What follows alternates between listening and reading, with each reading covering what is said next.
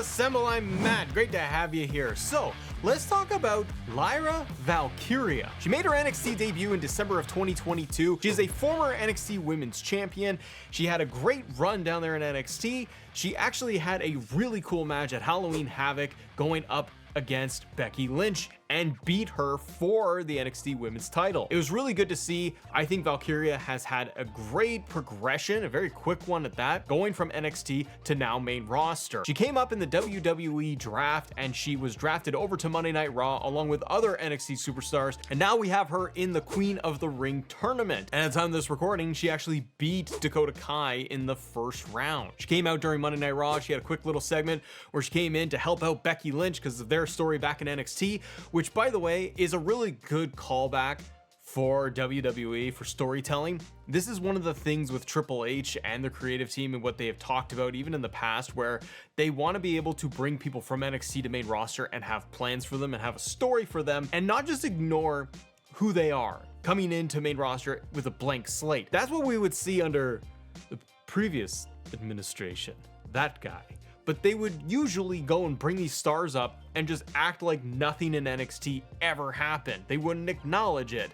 It was completely just a reset and usually involved big character changes too, which is a bummer. What they're doing now with NXT stars like Lyra Valkyria is they are taking them from NXT and bringing them over to main roster, and they're continuing their story arc where she does have the relationship and the previous history with Becky Lynch as an example. She had a great showing on Monday Night Raw, taking out Dakota Kai. She was supposed to go up against Asuka, but Asuka is injured, so Dakota took over that spot and took Lyra one-on-one. The question I have is, where are we gonna get Lyra Valkyria this year? I wanted to discuss her as a central theme in this video because I think she's a fresh face when it comes to the roster, and NXT's audience is always very small, right? The main WWE audience, the general audience, might not know of her and her past, and also where she could be as a future superstar. I think having her on Monday Night Raw is a good idea, and she can have different feuds if she's going to go up against Shayna Baszler, Zoe Stark, if she wants to eventually get higher up, and she could take on a Liv Morgan. Maybe even one day she is going to have the feud with Becky Lynch, or she's going to be taking on Rhea Ripley. What I kind of see for Lyra going up the ranks, I don't think they're gonna super shoot her to the moon and have her win the title in the next 6 months. I don't think that is necessarily gonna be the plan, but what I can see Lyra doing over the course of the next year anyways is having consistently good, strong showings.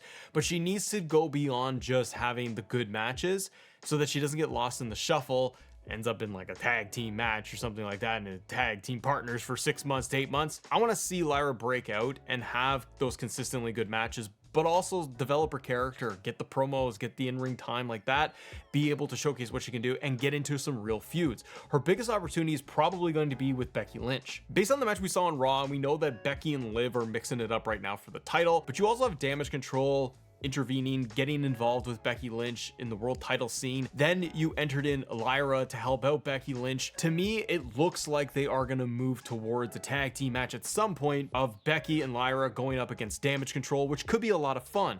If Asuka is going to be injured for a while, then you could do Kairi Sane and Io, or Kairi Sane and Dakota Kai, one combination or the other, going up against the two of them. This also helps to get Becky not just constantly in title matches, and it can help elevate somebody like Lyra Valkyria. It reminds me a little bit of Zoe Stark coming into main roster. She came under the wing and the tutelage of Trish Stratus, and she was her protege, and Trish had the main feud going against Becky. They could do something similar like that by having Lyra team up with Becky to take on Damage Control, and she can come out on the other end of that. Boosts her rating, her stock and everything by being associated and working with Becky Lynch. Becky needs some allies too, and it allows the audience also to not get bored of Becky just having these title matches. The program with Liv and Becky, just as a sidebar, is okay. I'm not too thrilled by it. Liv doesn't do much for me as a character. I know she's in this revenge tour, but I feel like I've never been able to click with her character on TV so much, and I feel like Becky is also it's a temporary thing. We'll have her as champion for a few months, and then Rhea comes back, and then things will change. And that's where I think Lyra can really elevate her stock by teaming with Becky, getting those programs with Damage Control, have like a one-on-one feud with Io Sky would be tremendous. Get things happening like Lyra in this Queen of the Ring tournament and get her to go pretty far and to go the distance. As of right now, when we record this, we don't know the rest of the bracket for the Queen of the Ring, but hopefully someone like Lyra is going to make it further into the whole thing, kind of like an Ilya Dragunov, who I predict is going to go very, very far and probably come up short taking on Gunther. I can see Lyra doing the exact same thing for Queen of the Ring by going pretty far into the tournament but coming up short, and that could be due to interference and getting sidelined by Damage Control to set up a feud, to set up an arc, but something for her to do. The other thing I can see Lyra doing is getting into women's Money in the Bank. We got that coming up in July, and I think it's a good opportunity to be able to showcase her along with some of the other fresh talent you got in there. Blair Davenport, for example, adding her into Money in the Bank. Lyra could really stand out during Money in the Bank, not necessarily win the thing. They got another video talking about who the predictions are for the actual winners for Money in the Bank and Miss Money in the Bank. But she could have one of those really strong showings. And once you get past Money in the Bank, you need to be able to get her into singles runs and singles feuds.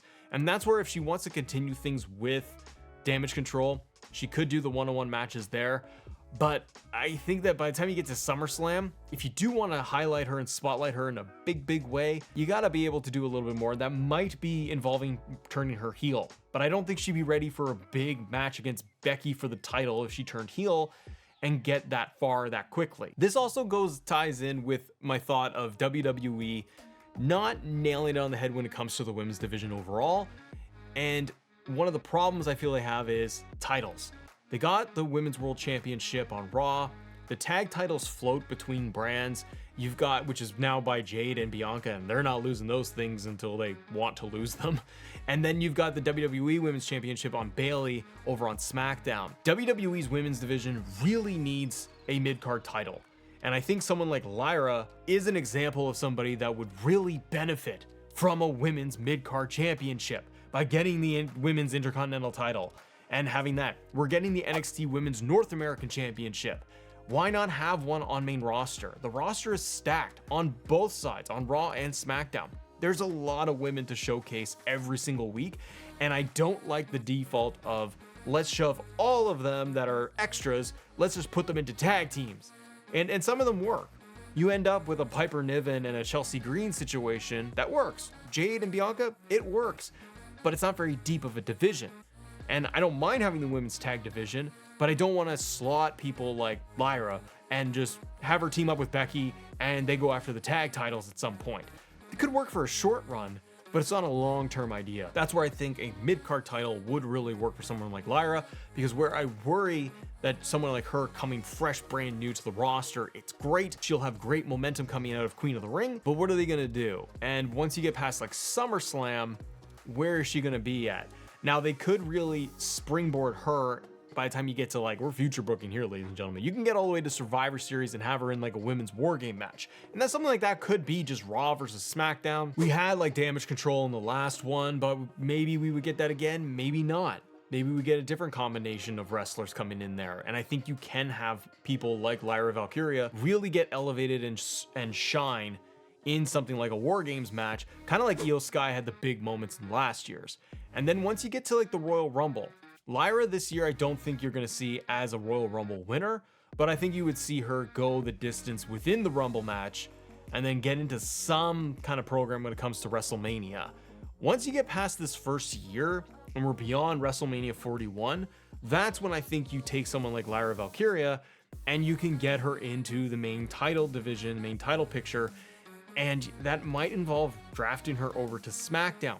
Because to me, it really ends up being very top heavy when you have the likes of Becky Lynch and Rhea Ripley sitting at the top. And also on the other side, you got like Jade, Bianca, Bayley. You got a lot of big names over there. Charlotte Flair will come back inevitably. There's a lot of heavy hitters at the top, but this is kind of like the era and the timing where you need players like Becky and Bayley, who have been around for a very long time right now, to start really elevating other stars like Jade, bringing up Zoe Stark, getting Lyra Valkyria higher and higher on the pecking order. Tiffany Stratton is a great example, somebody who's already breaking out in a very short time. And Chelsea Green is somebody else I personally really enjoy her work overall, that I want to see to break out and have that singles run, maybe end up winning Money in the Bank as a possibility. I'm very optimistic for what they're doing with the women's division overall. I do feel like one of the gaps is, like I said, not having a mid-card title for the women, so that other players like a Shotzi and a Lyra and having a Zoe Stark and others be able to go after something like that. Otherwise, they're kind of spinning their wheels. My early prediction, though, is that she's not winning Queen of the Ring. She's gonna have a strong showing and go far, and she'll end up in a tag team program with Becky. Maybe there's a turn involved, but then once Rhea gets in the mix, I don't know if that's going to muddy the waters or not. But what do you want to see out of Lyra Valkyria as she's brand new to WWE's main roster and the women's division? Hit up in the comments below. And guys, we talked about Queen of the Ring. We got King of the Ring predictions already up on the channel. So if you want to check that out, click right here. We go in depth on the full bracket and the full predictions. Have a great day. See ya.